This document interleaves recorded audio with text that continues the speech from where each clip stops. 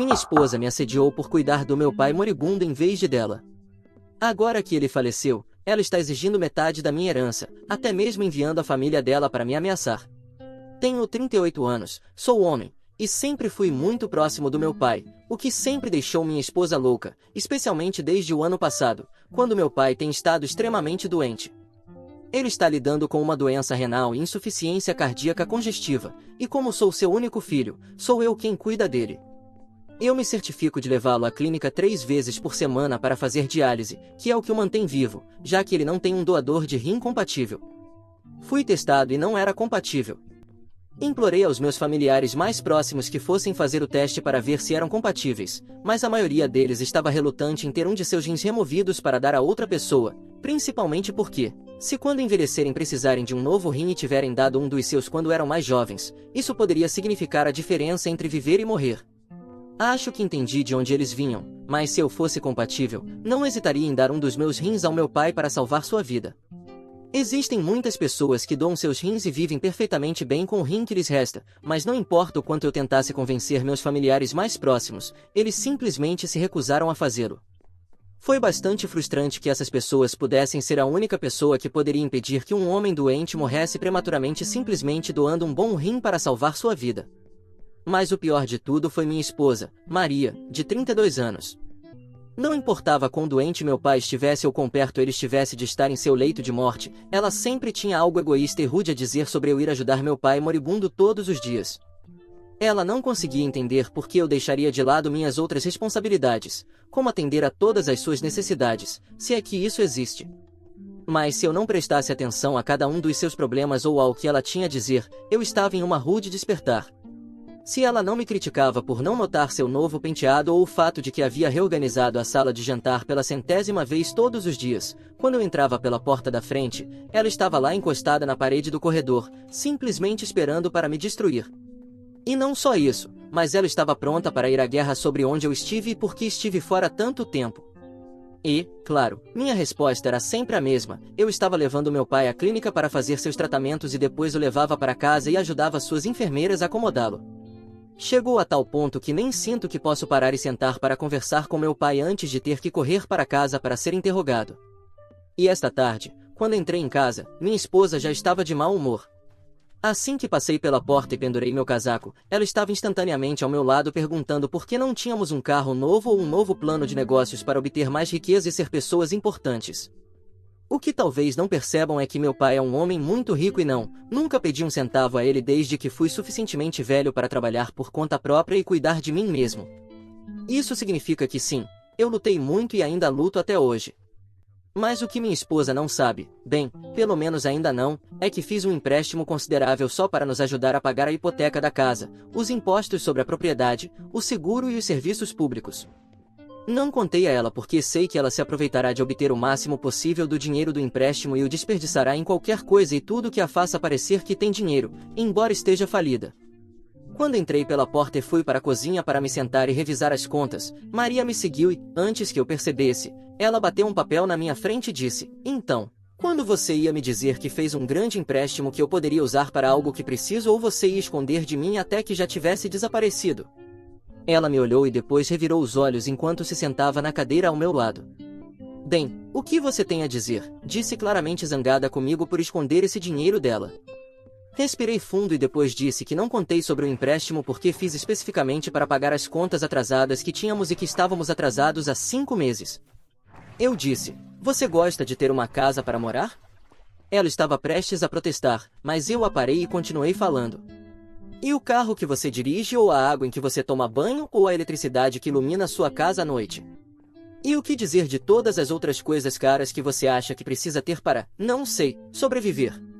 Levantei-me e fui para outra sala e, claro, ela veio atrás de mim gritando que, como estávamos casados, metade do dinheiro era dela e eu tive que informá-la de que ela não estava lá quando assinei o empréstimo, então tecnicamente o empréstimo está no meu nome, não no dela. Eu disse: "E você não tem meios de pagar nem um centavo deste empréstimo. O que te faz pensar que eu te daria um centavo para você desperdiçar em absolutamente nada? Eu gostaria de poder manter minha casa e meu carro e preciso poder tirar um tempo do trabalho para ajudar a cuidar do meu pai. Ele será colocado em cuidados paliativos esta semana porque, cada vez que ele faz diálise, sua frequência cardíaca diminui e seus médicos não têm certeza de quanto tempo mais ele poderá suportar os tratamentos. Então, se você não se importa, estarei muito ocupado fazendo o que um homem que ama seu pai faria, um homem que precisa ter uma casa para voltar uma vez que tudo esteja dito e feito.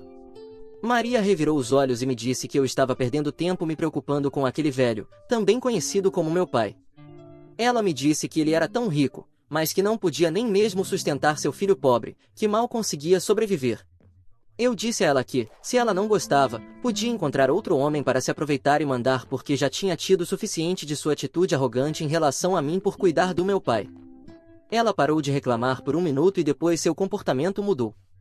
De repente, ela se aproximou de mim e acariciou meus ombros e sussurrou: "Você sabe, você sempre pode pedir ajuda ao seu pai enquanto está passando por dificuldades. Ele está quase morto de qualquer maneira. O que mais ele poderia fazer com todo aquele dinheiro que economizou? Ele não pode levar com ele quando morrer."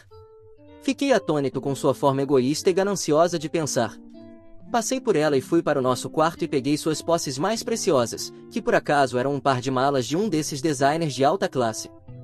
Honestamente, nem sei como pronunciar seus nomes, mas coloquei-as na cama e levei minha esposa para o quarto e apontei para as malas e perguntei qual ela usaria para colocar seus vestidos favoritos e qual usaria para sua única desculpa de coleção de sinos que ela havia coletado de todo o mundo com sua família pouco rica. Ela teve que pensar no que eu estava sugerindo antes de finalmente entender. "Você está me expulsando?" Ela gritou tão alto que o cachorro do vizinho começou a latir. Eu disse a ela que estava farto de sua atitude e de sua maneira autoritária de tentar controlar cada aspecto da minha vida. Eu disse a ela que não receberia muito no divórcio, mas que poderia esperar ouvir do meu advogado em algumas semanas, mas até então, ela deveria começar a fazer as malas. Maria chamou sua família, que apareceu toda na minha casa, onde começaram a vasculhar tudo em minha casa. Não importava se claramente não era de Maria, vasculharam tudo e destruíram minha casa de cima a baixo. Quando todas as coisas de Maria estavam embaladas e colocadas no caminhão de mudanças, seu pai Carlos, de 54 anos, me encontrou na cozinha tentando colocar todos os meus pratos e panelas e frigideiras de volta nos armários. Carlos me encurralou em frente à pia, estava tão perto de mim que podia sentir o cheiro de alho em seu hálito da comida italiana que todos haviam pedido enquanto estavam em minha casa embalando as coisas de Maria. Carlos me olhou nos olhos por uns bons 35 segundos antes de me dizer que eu estava cometendo um grande erro. Ele me disse que sua família não acreditava em divórcio e que o que eu havia feito à sua filha era imperdoável. Tentei explicar-lhe que sua filha não valorizava a família como eu valorizava e perguntei a Carlos se ele estivesse doente e moribundo, não esperaria que seu único filho, se tivesse apenas um descendente, o ajudasse em seu momento de necessidade? Carlos fez uma pausa e pensou no que estava prestes a dizer. Ele estalou a língua e me disse que esperaria que sua filha o ajudasse, não seu filho, porque as mulheres foram colocadas aqui para ajudar em situações médicas, não os homens. Não fiquei surpreso com sua resposta porque, afinal, eles eram uma família latina e fazem as coisas de maneira muito diferente do que minha família caucasiana faria. Eu disse a ele que estava farto de sua filha sempre me fazendo sentir como se estivesse fazendo algo terrível ao ajudar meu pai doente e moribundo em seus últimos dias. Eu não podia ficar sentado e deixá-la me tratar como um criminoso por fazer o que era certo em primeiro lugar. Carlos se aproximou de mim e sussurrou no meu ouvido: "Nunca esqueceremos o que você fez à nossa doce Maria. Você se lembrará desta família." Eu me afastei dele e disse para ele e o resto da sua família saírem da minha casa. Depois que eles saíram, voltei à minha rotina normal de pegar meu pai e levá-lo à clínica para diálise e tratamento e depois levá-lo para casa e passar o máximo de tempo possível com ele. Todo esse tempo, meus 2 filhos têm estado ao fundo, presenciando como sua mãe me tratava terrivelmente e me questionava por cuidar do meu pai doente. Tive que continuar explicando a eles que sua mãe não valorizava o tempo que passava com os entes queridos, especialmente se isso não pudesse beneficiá-la de alguma forma. E não, esta não é a primeira vez que tive que explicar aos meus filhos por que sua mãe age da maneira que age. Ela aprendeu um comportamento bastante rebelde de toda a sua família ao longo da sua vida e eu não estava ciente desse lado dela até depois de já termos tido 2 filhos e nos casado. Foi como se, uma vez que soubesse que eu estava preso, ela finalmente pudesse ser quem realmente era e me obrigasse a viver com isso ou seguir em frente e viver minha própria vida sem suas tendências egoístas e avassaladoras. Atualização: já faz uma semana desde que entrei com o pedido de divórcio contra minha esposa e ela obstinadamente se recusou a assinar os papéis. No entanto, consegui enganá-la para que assinasse prometendo-lhe que pagaria a pensão alimentícia. O que ela não sabe é que a pensão alimentícia não será muito, mas o trabalho foi feito e, claro, depois de cerca de 2 meses de receber os pagamentos, ela percebeu que praticamente não estava recebendo nada, mas isso é o menos das minhas preocupações. Meu pai foi colocado recentemente em cuidados paliativos e não parece bom. Acabei de visitá-lo e tenho rezado incessantemente para que ele consiga, mas sei que provavelmente não vai. Decidi ir para a cama cedo naquela noite e no meio da noite, por volta das 3 horas da manhã, recebi um telefonema. Era do médico da noite que geralmente verifica meu pai. Ele ligou para me dizer que meu pai havia falecido enquanto dormia. Eu estava devastado.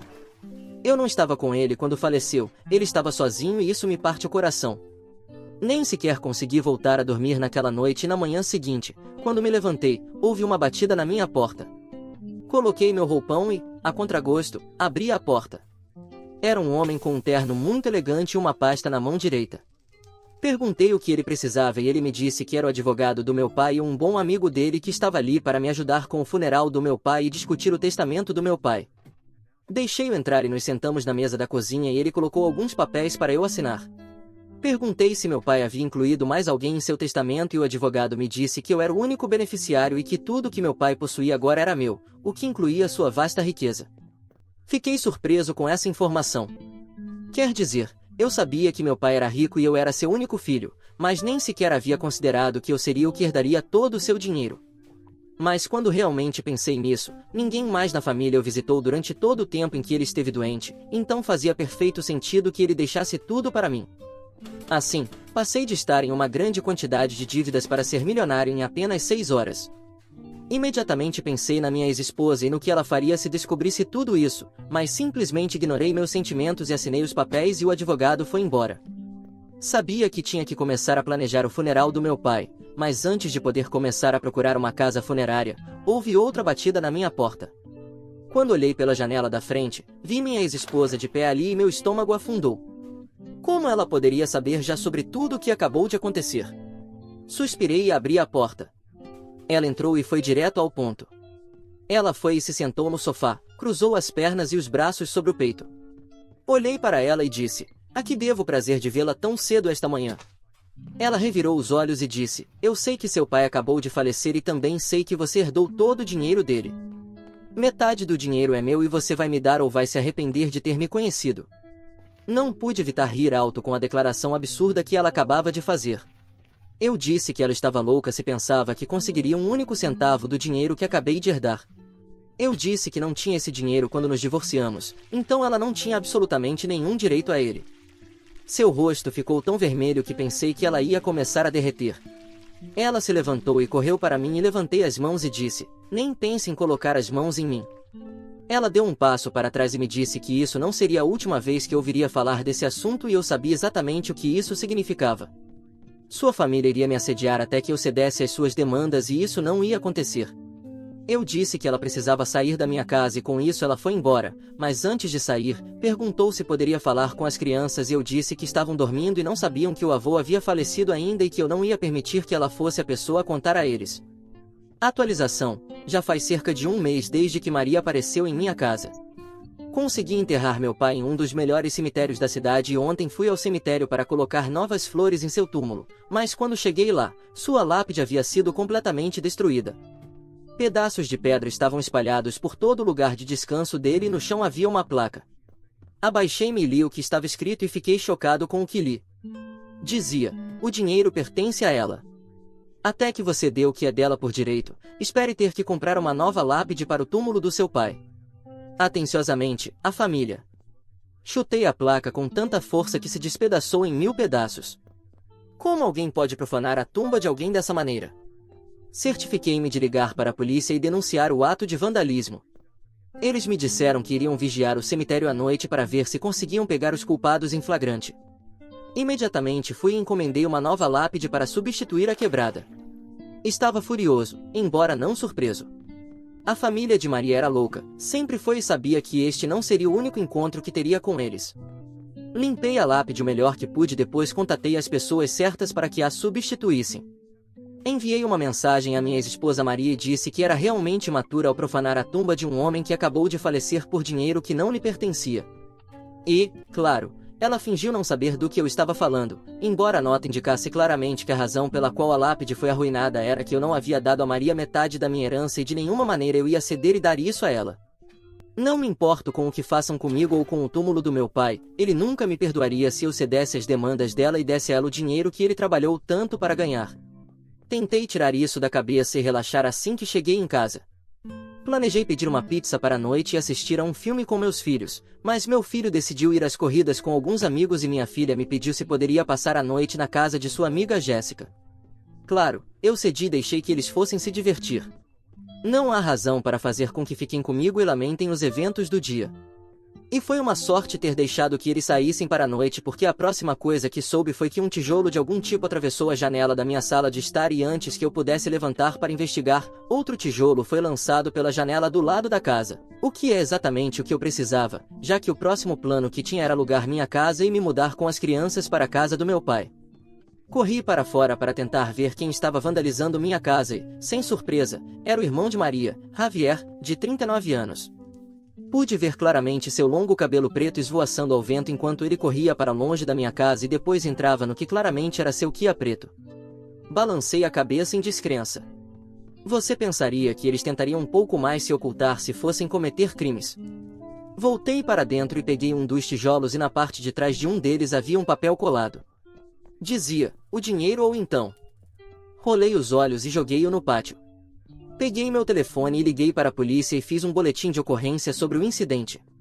Um oficial de polícia veio e olhou para os danos e os tijolos, especialmente o que tinha a mensagem, e, claro, tive que explicar sobre minha ex-esposa e sua família obcecados com me fazer dar a ela metade da minha herança e o fato de estarem fazendo coisas para me intimidar e me fazer ceder.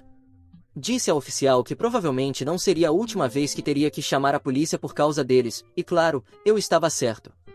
Atualização. Olá, pessoal, desculpem por deixar a atualização pela metade, mas aqui está outra para vocês. Desde o episódio dos tijolos, consertei as janelas quebradas e comecei a mudar tudo para a casa do meu pai. As crianças estão bastante animadas para se mudar para a casa do avô, principalmente porque os quartos são enormes e ambos terão seu próprio banheiro. Em breve terei novos inquilinos morando em nossa antiga casa que vou alugar. A família de Maria não tem ideia de que estamos nos mudando. Eu gostaria que continuasse assim, mas com minha sorte, eles vão descobrir de alguma forma e continuarão a me fazer miserável.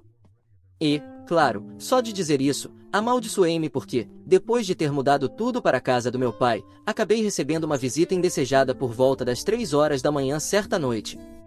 Acontece que acordei no meio da noite e estava com sede, então desci para a cozinha para pegar um copo de água. As crianças estavam profundamente adormecidas no andar de cima, graças a Deus. Quando entrei na cozinha, havia um homem parado na porta com um taco de beisebol e, antes que eu pudesse perceber o que estava vendo, ele se lançou em minha direção e me acertou na lateral, o que me deixou sem ar. Tropecei para o lado e, ao olhar para cima, a luz da lua que entrava pelas janelas da cozinha era suficiente para iluminar o rosto do culpado e o reconheci imediatamente. Era o irmão mais velho de Maria, Jerome, de 42 anos.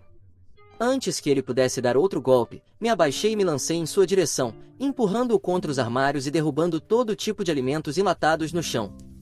Tudo o que eu conseguia pensar era nas crianças acordando e descendo. Apressei-me e coloquei Jerome em uma chave de cabeça e disse que o deixaria inconsciente se ele não pegasse seu taco de beisebol e saísse da minha casa. Disse que, se ele voltasse, eu garantiria que ele nunca mais pudesse andar e com isso soltei e o empurrei pela porta dos fundos antes de fechá-la e trancá-la atrás dele. Tive que recuperar o fôlego por 1 minuto depois de ser acertado tão forte na lateral. Não havia realmente pensado em um deles invadir minha casa no meio da noite para me atacar, mas suponho que devo estar pronto para quase qualquer coisa neste momento. Liguei para o mesmo oficial de polícia com quem lidei sobre o incidente dos tijolos e ele veio e pegou minha declaração. Disse-me para garantir que colocasse algumas câmeras de segurança caso algo assim acontecesse novamente. Eu disse que ele teve sorte de que minhas crianças não acordaram e desceram porque eu provavelmente teria feito muito mais danos do que eu teria querido porque ninguém mexe com minhas crianças, não me importa quem seja. O oficial de polícia pegou minha declaração e depois foi embora, e mais uma vez tive dificuldade para voltar a dormir naquela noite. O engraçado é o que aconteceu depois porque o irmão de Maria sabia que tínhamos nos mudado para a nova casa do meu pai, mas Maria estava completamente alheia. Acho que começarei de onde parei. Maria não tinha ideia de que nos mudamos da minha casa para a casa do meu pai e ela acabou aparecendo na minha antiga casa, onde agora tenho novos inquilinos morando. Ela bateu na porta e a esposa do homem a quem aluguei a casa respondeu. Minha ex-esposa começou a gritar sobre por que eu não estava lá e se ela era minha nova namorada ou algo assim. A esposa do homem teve que explicar que eram inquilinos e que eu me mudei, mas Maria não ouviu. Disse à mulher que ela era uma mentirosa e que eu estava dentro da casa em algum lugar e que eu precisava sair. Maria até chegou a dar um tapa na mulher quando ela disse que eu não estava lá e que ela precisava ir embora.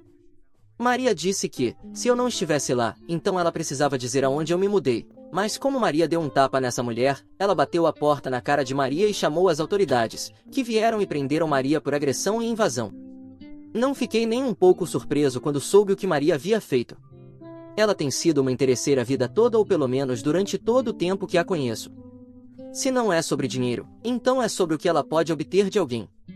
Não importa o que seja, desde que tenha valor.